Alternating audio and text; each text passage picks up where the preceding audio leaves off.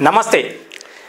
కచ్చా TV వివాదం. ఈ కచ్చా TV వివాదం గత 50 సంవత్సరాల కింద జరిగినటువంటి ఈ యొక్క ఇష్యూని ఇప్పుడే ఎందుకు నరేంద్ర మోదీ తెరపైకి లేపారు అంటే పార్లమెంట్ ఎన్నికల సమావేశిస్తున్నటువంటి వేళలో ఈ యొక్క కచ్చా టీవీ వివాదాన్ని ప్రస్తావించారు. అసలు ఈ కచ్చా టీవీ యొక్క వివాదం ఏంటి అనేటువంటి మరిన్ని విషయాలు తెలుసుకోవడం కోసం మనతో పాటు ప్రముఖ రాజకీయ విశ్లేషకులు పిట్టల రవి గారు ఉన్నారు. వారిని అడిగి తెలుసుకుందాం. నమస్తే అండి. నమస్తే. ఈ కచ్చా టీవీ వివాదం అనేది మనం ఇప్పుడు విన్నటువంటి విషయమే కాదు. గత 50 సంవత్సరాల క్రితం జరిగినటువంటి ఈ విషయాన్ని ఇప్పుడు ఎందుకు తెరపైకి తీసుకొస్తున్నారు నరేంద్ర మోడీ? ఎన్నికలు జరిగిన ప్రతిసారి నరేంద్ర మోడీ గారు ఏదో ఒక విషయంని ప్రచారం చేయడం ద్వారా ఓట్లను పొందాలనేది ఒక కాన్సెప్ట్ ఉంటుంది. ఓకే, ఇప్పుడు పాకిస్తాన్ ఇష్యూ అయిపోయింది, కాశ్మీర్ ఇష్యూ అయిపోయింది, రామాలయం ఇష్యూ అయిపోయింది, చైనా ఇష్యూ అయిపోయింది. ఒక్కొక్క ఎలక్షన్స్లో ఒక్కొక్క విషయాన్ని రేజ్ చేయటం అనేది బీజేపీకి కానీ నరేంద్ర మోడీ గారికి కానీ అలవాటు. ఓకే. సో ఇప్పుడు దక్షిణ భారతదేశంలో ఈ ప్రధానంగా తమిళనాడు కేంద్రంగా ఒక్క సీటు కూడా బీజేపీకి లేదు. కాబట్టి దక్షిణ భారతదేశంలో సీట్లు గెలవటం కోసం ఆ ప్రాంతంలో ఏదో ఒక వివాదాన్ని, మాసిపోయిన గాయాన్ని కానీ, గతంలో జరిగిన సంఘటనలు కానీ ఇప్పుడు తాజాగా వెలుగులోకి తీసుకురావడం ద్వారా ప్రజల మధ్య ఒక విద్వేషాన్ని రెచ్చగొట్టడం, లేదు ప్రజల మధ్య ఒక ఆసక్తిని రెచ్చగొట్టడం ద్వారా బీజేపీ ఓట్ని పొందాలని ఒక కాన్సెప్ట్ రిచ్నే ఈ పార్లమెంట్ ఎలక్షన్స్లో ఈ కచ్చా టీవీ సంబంధించిన ద్వీపానికి సంబంధించిన విషయాన్ని నరేంద్ర మోడీ గారు ముందు అంటే ఇప్పుడు ఇలా రెచ్చగొట్టడం వల్ల తమిళనాడులో ఉన్నటువంటి ఎంపీ సీట్లు గెలుపొందేటువంటి అవకాశం ఉందని వాళ్ళు ఆశిస్తున్నారా? ఎగ్జాక్ట్లీ ఆశిస్తున్నారు. ఎందుకు అంటే వాళ్ళ యొక్క ఉద్దేశం ఏంటంటే తమిళనాడు మీద చాలా ప్రయోగాలు చేసింది బీజేపీ. గతంలో పార్లమెంటు సంబంధించిన దాంట్లో రాజదండం తీసపోయి తమిళనాడుది తీసపోయి అక్కడ పెట్టడం, ఆ ద్వారా తమిళనాడుకి మేము ప్రాధాన్యత ఇచ్చినామని చెప్పడానికి ప్రయత్నం చేసినా కానీ పెద్దగా ఏమి వాళ్ళకు పాజిటివ్ సంకేతాలు ఏం రాలే. సో ఇప్పుడు తమిళనాడులో ఎలక్షన్ జరుగుతున్న ఈ సందర్భంలో భారతదేశానికి శ్రీలంకకి మధ్య ఒక వివాదాన్ని సృష్టించడం ద్వారా మనం నిజాయితీ గల దేశ భక్తులు ఎటువైపు నిలబడాలన్న ఒక ప్రశ్నని ప్రజల్లోకి లేవనెత్తడం అనే దాంతో ఒక సెంటిమెంట్ ప్రయోగం జరుగుతుంది. అంటే ఇప్పుడు ఇక్కడ ఒకటి మనం గమనించాల్సిన విషయం ఏంటంటే నరేంద్ర మోడీ అనగానే హిందువులకి ప్రాముఖ్యత వహిస్తారు అని చెప్తారు. అంటే నరేంద్ర మోడీ హిందువుల్ని నెత్తిన పెట్టుకొని చూసుకుంటారు అని చెప్పేసి అంటా ఉంటారు కదా. అయితే గతంలో మీరు చెప్పినట్టుగా ఇప్పుడు ఏదైతే ఇందిరాగాంధీ గారు అక్కడ ఉన్నటువంటి 6 లక్షల మంది భారతీయుల్ని అంటే అక్కడ వలస వెళ్ళినటువంటి భారతీయుల్ని తీసుకొచ్చి ఆ దీవిని వాళ్ళకి అప్పచెప్పారు. అయితే వాళ్ళంతా హిందువులే. అవును. ఆ హిందువులు తీసుకొచ్చినా అంటే హిందువుల్ని తీసుకురాకూడదా? మరి ఒక విషయం, ఇప్పుడు ప్రస్తుతానికి ఒక 500 మంది ఆ తమిళనాడులో ఉన్నారు. ఏనాడు కూడా వాళ్ళ కోసం ఈ నరేంద్ర మోడీ ప్రస్తావన రాలేదు, తీసుకురాలేదు. అంటే ఇక్కడ మనము ఉన్నటువంటి ఇప్పుడు అయోధ్య రామాలయంలో హిందువులకి ప్రాముఖ్యత ఇస్తున్నది అని చెప్పారు. అలాంటి సమయంలో వీళ్ళందరినీ తీసుకొచ్చింది వాళ్ళందరూ కూడా హిందువులే కదా. మరి ఈ విషయం పైన మీరేమంటారు? వాస్తవంగా ఏంటంటే ఇప్పుడు నరేంద్ర మోడీకి నిజమైన హిందువుల మీద ప్రేమ లేదు, అది క్లియర్. హిందువుల్ని రాజకీయానికి వాడుకొని మెజారిటీ దేశంలో హిందూ మతం ఉంది కాబట్టి మెజారిటీ ఓట్లు రావాలంటే మెజారిటీ మతానికి అనుకూలంగా వ్యవహరించాలి. అట్లా హిందూ మతానికి నేను అనుకూలత అనే ఒక పేరుని సంపాదించడం కోసం ఆర్ఎస్ఎస్ కానీ బీజేపీ పార్టీ ప్రయోగాలు చేస్తుంది తప్ప నిజంగా హిందువుల సంరక్షణ కోసం బీజేపీ లేదు.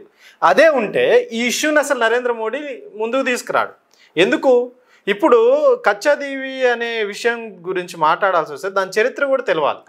వాస్తవంగా ఏంటంటే కచ్చా టీవీ అనేది భారతదేశానికి రామేశ్వరానికి 24 కిలోమీటర్ల దూరంలో ఉంటుంది, శ్రీలంకకి మన దేశానికి మధ్యలో. ప్లస్ అది 285 ఎకరాలు, కేవలం 285 ఎకరాలకు సంబంధించిన ఒక భూమి, ద్వీపం. దాని చుట్టూ నివసించదగ్గ ప్రదేశం. అసలు ఒక మనిషి కూడా అక్కడ నివాసం లేడు. అసలు అది 14వ శతాబ్దంలో అగ్నిపర్వతం బద్దలు కావటం ద్వారా ఒక దీవిగా ఏర్పడ్డ ఒక దీవి అది. అక్కడ ప్రదేశంలో అది టూరిస్ట్ ప్రదేశం కూడా కదా ఆ మాటకు వస్తే. కానీ అక్కడున్న స్పెషాలిటీ ఏంటంటే దాని చుట్టూ చేపల వేట అనేది చాలా కీలకం.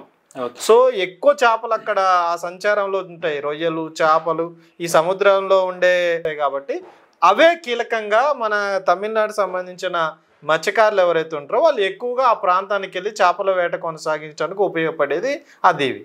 అయితే అక్కడ భూమికి సంబంధించిన ఇష్యూ అది. పోనీ అది మన దేశంలో ఉండటం వల్ల ఏమైనా లామ్మా?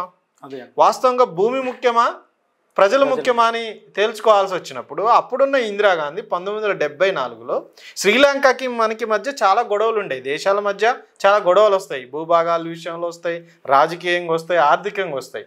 కానీ శ్రీలంకకి మనకి వచ్చిన జాతి వైరుధ్యాలకు సంబంధించి గొడవలు, మన దేశంలో ఉన్న తమిళనాడు నుంచి శ్రీలంకకు ప్రజలు వలసపోవడం, శ్రీలంక నుంచి ప్రజలు మన దేశానికి వలస రావడం, ఈ వలసవాద విధానాల్లో ప్రజల్ని శ్రీలంక గవర్నమెంట్, అప్పుడున్న గవర్నమెంట్ నిర్బంధించేది. మన దేశ పౌరులు అక్కడికి పోతే నిర్బంధించి వాళ్ళని జైల్లో మగ్గిపోయేటట్టు చేయడం వల్ల చాలామంది ఆకాంక్ష ఏంటంటే చచ్చిపోయే నాటికన్నా నేను భారతదేశానికి చేరుతున్నా లేదా అనే ఒక నిస్సందేహ పరిస్థితుల్లో శ్రీలంకలో కాలం వెళ్ళదీసే ఒక బందీలుగా ఉన్నారు. అట్లాంటి వాళ్ళని విడిపించడం కోసం అనేక ప్రయోగాలు జరిగిన సందర్భంలో ఈ కచ్చాదీవి అనేది ఉమ్మడి వివాదం. ఎప్పుడు భారతదేశానికి కాదు, ఎప్పుడు శ్రీలంకది కాదు. రెండు దేశాలు కూడా క్లెయిమ్ చేసేది మాదంటే మాది అని. కానీ 74లోకి వస్తే ఇందిరాగాంధీ ఏం చేసింది అంటే ఈ మన దేశ పౌరుల్ని విడిపించుకోవడానికి ఇదే వివాదము ముందుకొచ్చిన సందర్భంలో అవసరమైతే ఈ భూమిని వదులుకోవటం ద్వారానైనా ప్రజల్ని మనం మన దేశానికి తీసుకురావచ్చు. 6 లక్షల మందిని మనం 6 లక్షల మందిని మనం కాపాడిన వాళ్ళు అవుతాం. వాళ్ళు మన దేశానికి వస్తే హ్యాపీ ఫీల్ అవుతారు కాబట్టి మాతృభూమికి వచ్చినట్టు. దానికోసం ఈ భూమిని వదులుకున్నారు. అంటే ఇప్పుడు ఈ చరిత్ర అంతా అక్కడ ఉన్నటువంటి తమిళులు గ్రహించడం ఎందుకు తెలియదు? తమిళనాడు ప్రజలకి అన్ని తెలుసు, బీజేపీ నాటకాలు కూడా తెలుసు. కానీ తమిళనాడు ప్రజల ఓటింగ్ ఎంత ముఖ్యమో దేశ ప్రజల ఓటింగ్ ముఖ్యాన్ని కూడా బీజేపీ క్లెయిమ్ చేస్తుంది. ఇప్పుడు భారతదేశానికి శ్రీలంక మధ్య గొడవగా సృష్టించాలనుకుంటుంది. భారతదేశానికి శ్రీలంక మధ్య గొడవగా సృష్టించడం ద్వారా మన దేశ పౌరులు ఇప్పుడు దేశభక్తి నిరూపించుకోవాలి. శ్రీలంక వైపు ఉంటామా, మనం భారతదేశం వైపు ఉంటామా? ఆ దేశభక్తి నిరూపించుకోవాల్సి వచ్చినప్పుడు ఎవరి వైపు ఉండాలి మనం అంటే నరేంద్ర మోడీ వైపు ఉండాలి. అంటే దేశం కోసం పోరాడుతున్న విశ్వగురువునో లేదా హీరోయిజం కోసం ఆయన ప్రయత్నం చేస్తుండే కాబట్టి ఉండాలి. కానీ ఇక్కడ ఇంకో విషయం కూడా మనం అబ్జర్వ్ చేయొచ్చు కదా, ఏదంటే అక్కడ కూడా 6 లక్షల మంది హిందువులు అయినప్పటికీ మరి ఆ హిందువులనే తీసుకొచ్చినప్పుడు ఈయన సంతోషపడాలి తప్ప. నేను అందుకే అంటున్నా, యాక్చువల్గా ఆయన హిందూ వ్యతిరేకి అంటున్నా. వాస్తవంగా చెప్పాల్సి వస్తే తమిళనాడు సంబంధించి ఎక్కువ మంది ఎవరైతే శ్రీలంక నుండి వచ్చిన వాళ్ళు ఉన్నారో వాళ్ళందరూ హిందూ మతానికి సంబంధించిన వాళ్ళే. వాళ్ళు ఇప్పుడు నరేంద్ర మోడీ ఏమంటే నిలబడుతున్నారా? నిన్నే స్టేట్మెంట్ ఇచ్చిండు నరేంద్ర మోడీ, బీజేపీ ప్రభుత్వాలు అధికారంలో ఉన్న కాడ వచ్చే ఏ హిందువులకి మేము రక్షణగా ఉండటంతో పాటు ఒక్క సెంటు భూమిని కూడా మేము ఇతర దేశాలకు ఇవ్వలేదని చెప్పిండు. కానీ ఇందిరాగాంధీ దేశానికి ద్రోహం చేసిందట, ఏది కచ్చాదీవిని ఇచ్చి. కానీ దేశానికి ద్రోహం చేసింది అనే మాట అంటే ఈ 6 లక్షల మంది హిందువులను తీసుకురావడానికి నరేంద్ర మోడీ వ్యతిరేకమే కదా. ఆటోమేటిక్ గా నరేంద్ర మోడీ 6 లక్షల మంది మన దేశానికి రావటాన్ని వ్యతిరేకిస్తుండు. అంటే ఆయనకు ఓట్లు కావాలి తప్ప నిజంగా హిందువుల సంక్షేమం అవసరం లేదనేది మనకు స్పష్టంగా కనిపిస్తుంది. ఇంకోటి ఏమన్నాడు అంటే దేశ ప్రజల గుండె రగిలిపోతుందట ఈ ఒప్పందం వల్ల. అది 50 సంవత్సరాల క్రితం జరిగిన విషయము. ఏ ఒక్కడి గుండె రగలట్లే ఇప్పుడు. అంటే 50 సంవత్సరాల కాలంలో ఈ ప్రస్తావన వచ్చింది మధ్యలో. మంచి క్వశ్చన్. 50 సంవత్సరాల కాలంలో నుంచి ఈ 74లో ఒప్పందం జరిగిన తర్వాత దీని మీద చాలా వివాదాలు జరిగినాయి. వాస్తవంగా శ్రీలంక గవర్నమెంట్కి కొన్ని సెంటిమెంట్స్ ఉన్నాయి, ఈ దీవి మీద కూడా వాళ్ళకి సెంటిమెంట్స్ ఉన్నాయి. తమిళనాడు రాష్ట్ర ప్రభుత్వాలు 2008 ఆ ప్రాంతం నుంచి ఈ ఒక వివాదాన్ని తీసుకొచ్చినాయి. అప్పుడున్న జయలలిత కోర్టుకు కూడా పోయింది. ఏమిటి అంటే ఈ కచ్చాదీవికి అగ్రిమెంట్ జరిగినప్పుడు, సముద్ర అగ్రిమెంట్ జరిగినప్పుడు ఒక 3 అంశాలు ఉన్నాయి దాంట్లో. ఆ 3 అంశాలు ఏంటి అన్నప్పుడు మత్స్యకారులందరూ ఈ కచ్చాదీవికి వెళ్ళి వలల్ని ఎండబెట్టుకోవచ్చు ఫస్ట్. ఆ రకమైన పరిమితి ఉంది భారతదేశానికి. 2 విశ్రాంతి తీసుకోవడానికి దీవిని ఉపయోగించుకోవచ్చు. మూడోది ఏంటంటే అక్కడ సెయింట్ ఒక RCM సంబంధించిన క్యాథలిక్ చర్చ్ ఉంది. సెయింట్ ఆంతోనియో ఒక చర్చ్ ఉంటుంది. అది ఎప్పటి నుంచే ఉంది. ఆ చర్చ్ ఒక్కటే ఉంటుంది ఇప్పుడు అక్కడ. ఆ చర్చి సంబంధించి ప్రతి సంవత్సరం అక్కడ ఒక ఉత్సవాలు జరుగుతాయి. ఆ ఉత్సవాలకు ఎటువంటి పర్మిషన్ లేకుండా, అది శ్రీలంక పరిధిలో ఉన్న మన భారతదేశ పౌరులు ఎవరైనా పోయి చేయొచ్చు, ఉత్సవాల్లో పాల్గొని. ఈ 3 రక్షణకి సంబంధించిన విషయాలు ఒప్పందంలో. కానీ శ్రీలంక యొక్క ప్రజల ఆకాంక్ష, మత్స్యకారుల ఆకాంక్ష ఏంటంటే మేము అక్కడ చేపలు పట్టడానికి వెళ్ళినప్పుడు వలలు ఆరేసుకోవడానికి, విశ్రాంతి తీసుకోవడానికి పోవటానికి కాదు కదా అది. అక్కడ చేపలు పట్టుకోవడానికి కూడా అవకాశం ఇవ్వాలి. భూమి కోసం కాదు వాళ్ళ డిమాండ్, వాళ్ళ జీవనోపాధి కోసం చేపలు పట్టడానికి అవకాశం ఇవ్వాలి. 2 శ్రీలంక పోలీసులు వీళ్ళని అరెస్ట్ చేయకుండా, వాళ్ళని జైల్లో పెట్టకుండా మన దేశ ప్రభుత్వం కాపాడాలి. ఒక ఆ రాష్ట్రం యొక్క సమస్య కాకుండా ఇప్పుడు దేశం సమస్య అయినప్పుడు ఈ ఒక మన ప్రధానిగా ఉన్నప్పుడు ఈ గత 10 సంవత్సరాల్లో తను ఎందుకు పట్టించుకోలేదని? అసలు 10 సంవత్సరాల్లో కాదు. నరేంద్ర మోడీ ఎంత నటనంటే 2014లో ఆయన ప్రధానమంత్రి అయిన తర్వాత 2016లో అప్పుడున్న తమిళనాడు రాష్ట్ర ప్రభుత్వ ముఖ్యమంత్రి డైరెక్ట్గా వెళ్ళి నరేంద్ర మోడీకి ఒక రిప్రజెంటేషన్ ఇచ్చి ఈ కచ్చా దీవికి సంబంధించిన దాంట్లో చాలామంది అరెస్ట్ అయ్యి జైళ్ళల్లో ఉన్నారు తమిళనాడు సంబంధించిన మన దేశ పౌరులు, కాబట్టి వాళ్ళని విడిపియాలని ఒక రిప్రజెంటేషన్ ఇచ్చినా కానీ నరేంద్ర మోడీ ఏం మాట్లాడలేదు. జయలలిత తర్వాత వాజ్పేయి కాలంలో కూడా జయలలిత ట్రై చేసింది, ఆమె ఎన్డీఏలో భాగస్వామిగా ఉండి కూడా ఈ కచ్చా దీవికి సంబంధించిన ఇష్యూను మనం పరిష్కరిద్దాం, ఇది తమిళనాడు ఆకాంక్షగా ఉంది, ఎక్కువ మంది మత్స్యకారుల యొక్క జీవితాలు ఇతర దేశాల్లో మగ్గిపోయే పరిస్థితుల్లో ఉన్నాయి కాబట్టి దీన్ని ఏదో ఒక రకంగా సంధి చేసుకుందాం, మనం శ్రీలంకతో డిస్కషన్లో పోదామని చెప్పినా కానీ నరేంద్ర మోడీ మాట్లాడాలి. అప్పుడు మాట్లాడారు నరేంద్ర మోడీ. అప్పుడే కాదు, తాజాగా ఏంటంటే 2023లో శ్రీలంక ప్రధాని మన దేశ పర్యటనకు వచ్చాడు విక్రమ్ సింఘే. ఆయన వచ్చినప్పుడు అనేక ఒప్పందాలు జరిగినాయి శ్రీలంకకి మనకి. అప్పుడు కూడా ఇప్పుడు ప్రస్తుత ముఖ్యమంత్రి స్టాలిన్ డిఎంకే పార్టీ స్టాలిన్ కూడా ఒక రిప్రజెంటేషన్ ఇచ్చాడు, ఒక బహిరంగ లేఖ కూడా రాశాడు. ఏంటంటే ఈ శ్రీలంక ప్రధాని వస్తుండు, వాళ్ళ సంక్షోభంలో ఉంది వాళ్ళ దేశం, ఇప్పుడు మనం ఏం చెప్పినా వాళ్ళు ఇంటర్వ్యూ, ఎందుకంటే మన సహాయం అనేది వాళ్ళకి ఇప్పుడు అవసరం కాబట్టి మీరు ఈ కచ్చా దీవికి సంబంధించి మత్స్యకారులకు సంబంధించిన విషయాల్ని శ్రీలంకతో డిస్కషన్ చేయాలి, మనం అక్కడ 500 మంది దాకా ఇప్పటికి బందీలుగా ఉన్నారు వాళ్ళని విడిపియాలని 2023లో కూడా స్టాలిన్ డైరెక్ట్గా ప్రధాని నరేంద్ర మోడీ చెప్తే ఏం మాట్లాడలేదు. నరేంద్ర మోడీ 10 సంవత్సరాల కాలంలో ఏం మాట్లాడకుండా, కేంద్ర మినిస్టర్లు మాట్లాడకుండా, విదేశాంగ మినిస్టర్స్ మాట్లాడకుండా, ఇప్పుడు గుండె రగిలిపోతుందని ఈ దేశ ప్రజలంతా ఆగ్రహం వ్యక్తం చేస్తారని సెంటిమెంట్ లేవగొట్టేటువంటి అర్థం ఏంటి? అంటే ఇప్పుడు పార్లమెంట్ ఎన్నికల్లో మేము గెలిస్తే తప్పకుండా దాన్ని సమస్య. అసలు విషయం ఏంటంటే ఎవరు తీసుకురావాలి? నిజంగానే ఒకళ్ళ నీ కచ్చా దీవిని భారతదేశాన్ని తీసుకురావాలని ఉంటే అది రాష్ట్ర ప్రభుత్వం విషయమా? అది కేంద్ర ప్రభుత్వ విషయం. 10 సంవత్సరాల కాలంలో కేంద్ర ప్రభుత్వం ఒక్కసారన్నా శ్రీలంక గవర్నమెంట్తో చర్చలు జరిపిందా? అది భూభాగాలకు సంబంధించిన వివాదాలు ఉంటే పరిష్కారం చేయాల్సింది కేంద్ర ప్రభుత్వం చేసుకోవాలి, లేదా ఐక్యరాజ్య సమితి దగ్గర క్లెయిమ్ చేయాలి. ఆ రకమైన ప్రయత్నం ఎక్కడ చేసింది బీజేపీ? స్వయంగా వాళ్ళే వచ్చి కలిసినప్పుడు కూడా చేయలేదు. 10 సంవత్సరాల్లో గుర్తుకు రాంది 10 రోజుల ఎలక్షన్స్ ముందు గుర్తుకు వచ్చినట్టు ఇప్పుడు పార్లమెంట్ ఎలక్షన్స్లో గుర్తుకు రావడం అంటే ఇంకా విచిత్రం. ఇంకా మోడీ ఏం చెప్తుండంటే ఒక ఆర్టీఐ క్లెయిమ్ అయింది. అన్నమలై అని బీజేపీ ప్రెసిడెంట్ ఉంటాడు తమిళనాడు, ఆయన ఆర్టీఐ వేసినాకల్లానే ఈ వాస్తవ విషయాలన్నీ బయటకు వచ్చినాయని నరేంద్ర మోడీ నిన్న పేపర్ స్టేట్మెంట్ ఇచ్చిండు. అసలు ఆర్టీఐ వేసింది ఎప్పుడు? 2015లో వేశారు. 2015లో ఈ విషయాలన్నీ బయటకు వచ్చినాయి. ఇందిరాగాంధీ ఎట్లా ఒప్పందం చేసుకుంది, దానికి బదులు మనకి ఏమొచ్చింది, శ్రీలంకలో మన దేశ ప్రజలు ఎట్లాంటి ఇబ్బందులు పడ్డదని అప్పుడు వస్తే 2015 నుంచి ఇప్పటిదాకా మాట్లాడకుండా అప్పుడు వచ్చిన ఆర్టీఐ రిపోర్ట్ని పట్టుకొని ఇప్పుడు నరేంద్ర మోడీ మాట్లాడతాడు. కేవలం ఎలక్షన్ బేస్డ్లో తప్ప దీంట్లో ఏదీ లేదు, దేశభక్తి ఏం లేదు. ఇంకొకటి ఇలా మనం మాట్లాడాల్సి వస్తే ఇక్కడ కార్మిక వర్గం ఇష్యూ కూడా ఉంటుంది మెయిన్.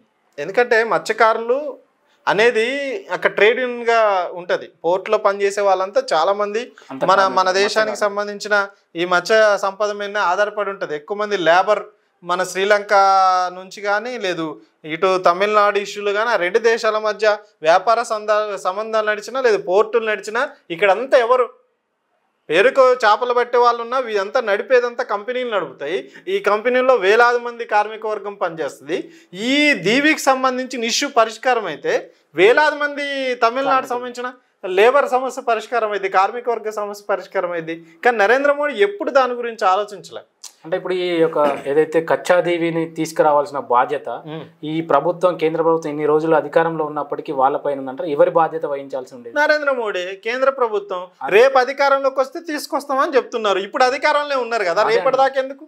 రేపటిదాకా ఉండాల్సిన అవసరం లేదు. నరేంద్ర మోడీ ఏంటంటే ఇప్పుడు దేశంలో ఏ ఇష్యూస్ లేవు, ప్రజల్ని సెంటిమెంట్గా రెచ్చగొట్టాలి, దక్షిణ భారతదేశంలో ఒక సెంటిమెంట్ ఇష్యూ కావాలి, అప్పుడు తమిళనాడు ప్రజలు స్పందిస్తారే అనుకున్నాను. ఇంకా విచిత్రం ఏంటంటే నరేంద్ర మోడీ ఈ మాట మాట్లాడి 3 రోజులైనా ఒక్క తమిళనాడు ప్రజలు ముందుకు వచ్చి నరేంద్ర మోడీ సపోర్ట్ చేయలేదు. నిజమైన చరిత్ర తెలుసు. కచ్చదీవి విషయంలో నరేంద్ర మోడీ డ్రామాలు ఆడుతుండనే తమిళనాడు ప్రజలు తెలుసు. కానీ మీడియాలో ఏం చర్చ జరుగుతుంది? మన దేశ భూభాగం కోసం ఈ దేశ ప్రధాని ఆరాటపడుతున్నట్టు, శ్రీలంకను కూడా వ్యతిరేకిస్తున్నట్టు. అంటే అక్కడ తమిళనాడులో జరిగినటువంటి ఇష్యూ పైన అక్కడ ఇప్పుడు ఇక్కడ తమిళకి తెలుస్తుంది అక్కడ ఏం జరుగుతుంది ఏంటి కచ్చాదీవి అనేది. కానీ మిగతా రాష్ట్రాల్లో వాళ్ళకి కచ్చాదీవి యొక్క ఇష్యూ తెలియదు కాబట్టి ఈ ఓట్లనైనా అటు మలుచుకునే అవకాశం ఉందనే విధంగా మాట్లాడుతున్నారు. అసలు మాట్లాడాల్సి వస్తే విషయం తెలియకపోవటం కాదు, నరేంద్ర మోడీ తమిళనాడు హిందువులకి ద్రోహం చేసిన వ్యక్తిగా మిగిలిపోతాడు. ఎందుకు? సిఏఏ తీసుకొచ్చారు. సిఏఏలో ఈ మధ్యనే వచ్చింది, మనందరం చూసినాం.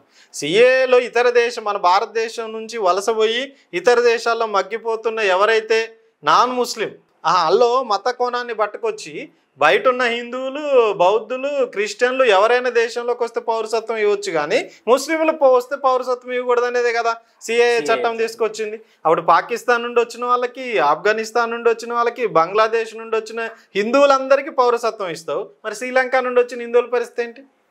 ఆ చట్టంలో సిఏఏ ఇచ్చిన దాంట్లో శ్రీలంక లేదు, శ్రీలంకను మినహాయించారు. మరి శ్రీలంక నుంచి కూడా ఇప్పుడు చాలా మంది హిందువులు వచ్చి స్థిరపడ్డ వాళ్ళు ఉన్నారు కదా మన దేశం నుంచి. ఇప్పుడు 6 లక్షల మందిని పట్టుకొచ్చినా, లేకపోతే మిగతా వాళ్ళందరూ వచ్చినా వాళ్ళందరికీ దేశ పౌరసత్వం ఇవ్వా? అంటే వాళ్ళందరూ హిందువులు కాదా?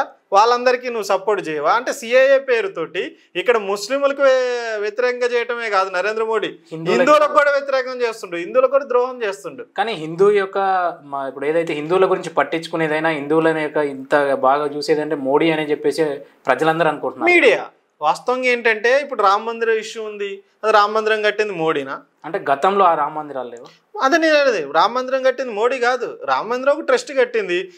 ఒక మత విశ్వాసాలకు అనుగుణంగా పెద్ద పెద్ద చర్చిలు ఉన్నాయి ఈ దేశంలో, పెద్ద పెద్ద గుడులు ఉన్నాయి, పెద్ద పెద్ద మసీదులు కూడా ఉన్నాయి. అవి మత ధార్మికత్వం పేరుతోటి ఆ మతాలకు సంబంధించిన పెద్దలు కానీ, ట్రస్టీలు కానీ, గుడులు కానీ, మసీదులు కానీ, చర్చిలు కానీ నిర్మించుకుంటూ పోతారు. ఇక్కడ నరేంద్ర మోడీ ఏంటి, బీజేపీని రాజకీయం కోసం వాడటం కోసం గుడిని ఓపెనింగ్ చేసి దాంట్లో భాగస్వామ్యమైన వ్యక్తి, అంతే తప్ప ఆయన ఏదో మొత్తం రామాలయం చేసిన. ఆ మాటకు వస్తే రామ జన్మభూమి విషయం మాట్లాడుతున్నారు, కానీ అసలు రామ జన్మభూమి క్లైమ్ చేసిన భూమిలో ఇప్పుడు రామాలయం కట్టలేదు, దానికి దూరంగా ఎక్కడో రామాలయం కట్టారు. కాబట్టి మతాన్ని రాజకీయాల కోసం వాడటమే మోడీ యొక్క ఉద్దేశం, దాని ద్వారా ఓట్లను సంపాదించడమే భాగం. ఇప్పుడు తమిళులు శ్రీలంకలో 500 మంది ఉంటున్నారు. వారి యొక్క పరిస్థితి గురించి కానీ, వారి యొక్క ప్రస్తావన గురించి కానీ ఇప్పుడు ఏమైనా నరేంద్ర మోడీ మాట్లాడుతున్నారు? ఎప్పుడు మాట్లాడలే, ఇప్పుడు కూడా మాట్లాడుతున్నారు. ఇప్పుడు కూడా లెటర్ ఇవ్వలే, ఇప్పుడు 3 రోజులైంది మాటలు వచ్చినావు. మరి నువ్వు కనీసం శ్రీలంక గవర్నమెంట్కి అల్టిమేటం ఇచ్చినవా? నువ్వు 500 మందిని వదులుతావా లేదా, లేకపోతే నీకు సహకారం చేయనని చెప్పినవా? అదే కచ్చాదీవి గురించి మాట్లాడుతున్నాడు తప్ప ఇక్కడ ఉన్నటువంటి తమిళ ప్రజల గురించి మాట్లాడు. ఎందుకు? ఆయనకు కావాల్సింది ఓట్లు. నిజంగా తమిళులు అక్కడ చిక్కుపోయినారు కాబట్టి వాళ్ళందరినీ పట్టుకురావాలనే ఉద్దేశంలో. అవి కేవలం 500 కుటుంబాలు, అవి చిన్న ఓటింగ్ ఆయన దృష్టిలో. అంటే ఇప్పుడు ఆయన ఎలక్షన్ల కోసం తమిళ గురించే నేను తమిళ్లో రగిలిపోతున్నారు అది అని అంటున్నారు కదా. తమిళ కోసం ఆలోచించినప్పుడు అక్కడ ఉన్నటువంటి వాళ్ళు కూడా తమిళ్లే కదా. 500 కుటుంబాల గురించి ఎందుకు ఆలోచించాడు మోడీ? ఎందుకంటే 500 కుటుంబాల ఓటింగ్ కంటే ఇక్కడ సెంటిమెంట్ రెచ్చగొట్టడం ద్వారా వచ్చే ఓటింగే ఎక్కువ మోడీకి. కాబట్టి ఆ రకంగా ఆ ఇష్యూని పరిష్కారం కాకూడదు. ఎలక్షన్ అయిన దాకా ఈ ఇష్యూ రేజ్ కావాలి. ఇప్పుడు నరేంద్ర మోడీ అన్నాడు, రేపు శ్రీలంక ప్రధానం ఎవడో ఒకడు అక్కడ నుంచి ఒక మాట అనాలి. అప్పుడు ఏమైంది? ఆటోమేటిక్గా అది 2 దేశాల ఇష్యూగా మారిపోద్ది.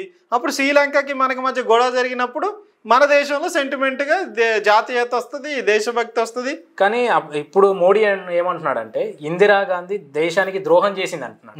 అంటే 6 లక్షల మందిని తీసుకురావడం దేశ ద్రోహం కింద అన్నప్పుడు మరి ఈయన కనీసం 500 మందిని కూడా తిరిగి తీసుకురాలేకపోతున్నాడు. ఇది కూడా ద్రోహమే. ఇంకా చెప్పాలంటే భూభాగం ఇస్తేనే ద్రోహం అయితే మన దేశంలో వివిధ దేశాల మధ్య ఎప్పుడు చర్చలు జరుగుతాయి భూభాగం. ఇప్పుడు చైనాకి మనకి భూభాగం విషయంలో డిస్ప్యూట్ లేదా? చైనా వాళ్ళు మన దగ్గరికి ముందుకు వచ్చారని, వెనక్కి పోయారని రోజు గొడవలు జరగట్లేదా? పాకిస్తాన్కి మనకి భూభాగం విషయంలో గొడవ లేదా? బంగ్లాదేశ్కి మనకి భూభాగం విషయంలో గొడవ లేదా? 1-2 దేశాల మధ్య భూమి భాగం విషయంలో గొడవలు వచ్చినప్పుడు ఒక్కోసారి భూమి మనకి ఇటు రావచ్చు, ఒక్కోసారి మన భూమి అటు పోవచ్చు. అదే ఒక ఇంత భూమి వదులుకున్నంత మాత్రాన ఈ దేశం మొత్తం పోయినట్టు కాదు, ఆ భూమి మనకు వచ్చినంత మాత్రాన మొత్తం దేశభక్తి ఏదో ఉప్పొంగినట్టు కాదు. అవి సహజమైన లక్షణాలు. ఏంటంటే గెట్టు పంచాయతీలో ఒక దేశానికి దేశానికి మధ్య సరిహద్దు వివాదాలు వచ్చినప్పుడు సరిహద్దు వివాదాలు యుద్ధాలతో పరిష్కరించుకోం కదా. సరిహద్దు వివాదాలు ఎప్పుడూ కూడా శాంతియుత మార్గాల ద్వారా పరిష్కరించుకుంటారు. కాబట్టి ఇందిరాగాంధీ ఇచ్చిందని నరేంద్ర మోడీ కూడా ఇచ్చిండు. బంగ్లాదేశ్కి ఇచ్చిన దాంట్లో నరేంద్ర మోడీ ఉండు. అప్పుడు వాజ్పేయి కాలంలో కూడా మన దేశ భూభాగం పాకిస్తాన్లో కోల్పోవాల్సి వచ్చింది. మరి ఇవన్నీ మాట్లాడితే అవన్నీ మాట్లాడు. ఇప్పుడు బంగ్లాదేశ్ ఇష్యూలో కూడా కాంగ్రెస్ కౌంటర్ చేసింది. మా హయాంలోనే కాదు, నువ్వు ఇప్పుడు ప్రస్తుతం ఉన్న హయాంలో కూడా భారతదేశ భూభాగాన్ని నువ్వు ఇచ్చేసినావు, బంగ్లాదేశ్కి కూడా ఇచ్చేసినావు, మరి దీని సంగతి ఏంది అనేది కూడా రావటం జరిగింది. ఇప్పుడు జరుగుతున్నటువంటి ఈ పరిణామం పైన, కచ్చాదీవి యొక్క పరిణామం పైన మోడీ అసలు ప్రజలకి ఏంటి తెలియని విషయాన్ని ఎలా చెప్పగలుగుతున్నాడు? ఏం లేదు. మోడీ యొక్క విషయం ఏంటంటే కచ్చాదీవి ద్వారా చేయాల్సిన ఆయన బాధ ఏంటంటే దీన్ని ఒక ఇష్యూగా మార్చాలి. ఓకే, ఈ ఇష్యూగా మార్చి ఒకటి తమిళనాడు ప్రజల హృదయాల్లో స్థానం సంపాదించాలనుకుంటాడు, రెండు శ్రీలంక తోటి వివాదం తెచ్చుకోవాలనుకుంటాడు.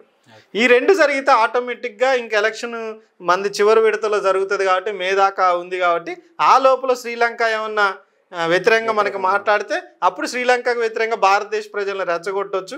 ఆ రకంగా ఇక్కడ దేశభక్తియుతంగా బీజేపీ నిలిచింది కాబట్టి ఓటేయాలని అడగవచ్చు. అంటే ఓన్లీ తమిళనాడే కాకుండా మిగతా రాష్ట్రాల పట్ల కూడా ఈ యొక్క ఓటింగ్ ప్రభావం అనేది మారే అవకాశం ఉంది. చాలా మంది ఏమనుకుంటారు, తమిళనాడు గురించి ముఖ్యమంత్రి చాలా ప్రధానమంత్రి అద్భుతంగా కొట్లాడుతుండు, మన దేశ భూభాగం పోయింది కాబట్టి దాన్ని అడుగుతుండు, తీసుకురావాలనుకుంటాడు, కాంగ్రెస్ తప్పు చేసింది, బీజేపీ మంచి చేసిందని ఒక ఇంపాక్ట్ క్రియేట్ చేయడానికి ప్రయత్నం చేస్తాడు. ఎక్కువ విషయాలు మీడియా ప్రభావితం చేస్తుంది. మోడీ మీడియా కూడా ఏం హీరోయిజం చూపిస్తుంది. నరేంద్ర మోడీ ఇప్పుడు దేశాన్ని కాపాడాలనుకుంటుండు, కచ్చా దీవులు తీసుకురావాలనుకుంటాడు, కాంగ్రెస్ వాళ్ళకి అనివార్యంగా ఇచ్చేసిందని ఇట్లా ఒక నేరేటివ్ సృష్టించడం ద్వారా చరిత్ర అనేది దాన్ని తిరగరాసిన అసలైన దాన్ని దాచిపెట్టేసి వేరే అటువంటి దాన్ని క్రియేటివ్ గా వాళ్ళ సైడ్ మలుచుకునే విధంగా ప్రయత్నాలు జరుగుతున్నాయి. అంతే చేస్తారు. ఇంకొకటి ఏంటంటే డౌట్, నరేంద్ర మోడీ ఆ కచ్చా దీవి చుట్టూ కూడా ఇప్పుడు వజ్రాలు ఉన్నాయని, కొంచెం ఖనిజ సంపద ఉందనేది కూడా ఇప్పుడు ఈ మధ్య చర్చ వస్తుంది. బహుళజాత కంపెనీల కోసం కూడా యాక్చువల్గా నరేంద్ర మోడీ నడిపించేదంతా అంబానీ, అదానీ ఈ ఇంటర్నేషనల్ కంపెనీలు కదా, ఆ ఇంటర్నేషనల్ కంపెనీల కోసం కూడా ఈ కచ్చా దీవిని ఇప్పుడు తీసుకొచ్చినని కూడా అనుకోవచ్చు. అది మన దేశానికి వస్తే ఏదో ఒక కార్పొరేట్ కంపెనీకి దాన్ని ఉపజేయడం ద్వారా అక్కడ ఖనిజ సంపద మొత్తం దోచిపెట్టవచ్చు. అది కూడా ఉంది నరేంద్ర మోడీ కుట్రలో భాగం. కాబట్టి దాన్ని కూడా మనం ఆలోచించాల్సిన అవసరం ఉంది. మొత్తంగా మాట్లాడాలంటే ఈ విషయం అనేది దేశభక్తికి సంబంధించిన ఇష్యూ కాదు. ఈ విషయం అనేది తమిళనాడు ప్రజలకి ఉపయోగపడే ఇష్యూ కాదు. ఈ విషయం అనేది ప్రస్తుత రాజకీయాల్లో ఏ రకమైన ప్రయోజనం చేకూర్చే విషయం కాదు. కానీ నరేంద్ర మోడీ నేరేటివ్ సృష్టించడం, మత కోణంలోనే చూడటం అనేది జరుగుతుంది. దాన్ని కచ్చాదీవి వివాదాన్ని దానిలోనే చూడాల్సిన అవసరం ఉంది. మనం చూసాం కదండి, ఇవన్నీ కచ్చాదీవి యొక్క వివాదం ఏంటి, అసలు దాని చరిత్ర ఏంటి, అసలు ఈ కచ్చాదీవి యొక్క వివాదంతో దేశ ప్రజల్ని ఏదో విధంగా ఈ చరిత్ర అనేది ఇది కాదు, కాంగ్రెస్ ద్రోహం చేసింది అని చెప్పేసి ఓట్ల కోసం కేవలం రాజకీయ ప్రయోజనాల కోసం మాత్రమే ఈ కచ్చాదీవి వివాదాన్ని తీసుకొచ్చారని చెప్పేసి మనకు పూర్తి విశ్లేషణ అందించినటువంటి పిట్టల రవి గారికి ధన్యవాదాలు. నమస్తే.